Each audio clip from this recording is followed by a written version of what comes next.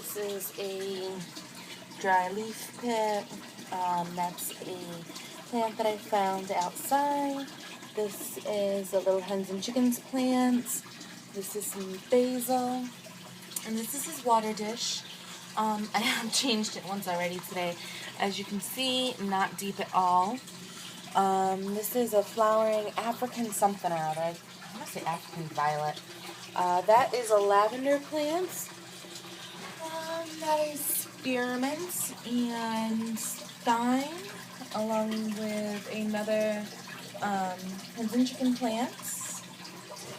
That's a wandering Jew. And that's a toad. This is Toad, the toad. Currently wondering if Toad the toad is a Fowler's toad, if Toad the toad is a cane toad. He came to be pretty unsure of what kind of toad is here.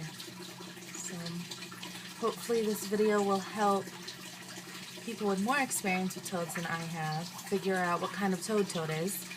This afternoon I released 5 dozen crickets into his 40-gallon enclosure. I released 5 dozen crickets into his enclosure 4 days ago, and they're all gone. They really seem to like this spearmint. Crickets better not eat it all. I'd be pissed. I paid $1 for that spearmint. I'd also like to know where you buy your crickets from. I got mine from Petco, which I didn't want to do. It was my only choice. The local mom and pop pet store was out of crickets. And $9 for 5 dozen. The mom and pop place that I go to charges it's like $1.25 a dozen or something like that for the small crickets that I buy. Hopefully soon he'll be able to eat something bigger than small crickets, maybe something a little more substantial to hold him over. I don't think he realizes that he is back in his enclosure. That's his thermometer gauge tipped over right now.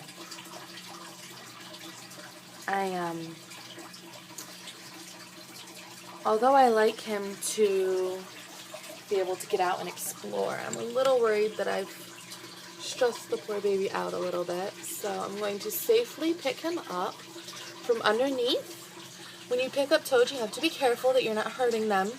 Also, they breathe through their skin, so you want to make sure that you're not completely blocking him and keeping him close to the enclosure floor, because he probably will just jump right out of my hand. And I'm putting him back underneath his plant that he absolutely loves. He'll burrow a little hole right in there. One last thing that I wanted to point out in my substrate. Let's find a good place to dig. Move some of these leaves. In here, I have worms. I've never seen him eat a worm, but it's keeping the substrate nice and healthy. This is a shell. I also have 24 hermit crabs. So I use the worms, I use some of their castings as food for the hermit crabs. I also feed the hermit crabs bits and pieces of the herbs that I grow in here, along with using them in my kitchen. Of course, I'm very careful to wash them first, because who knows what is on them. Between the crickets and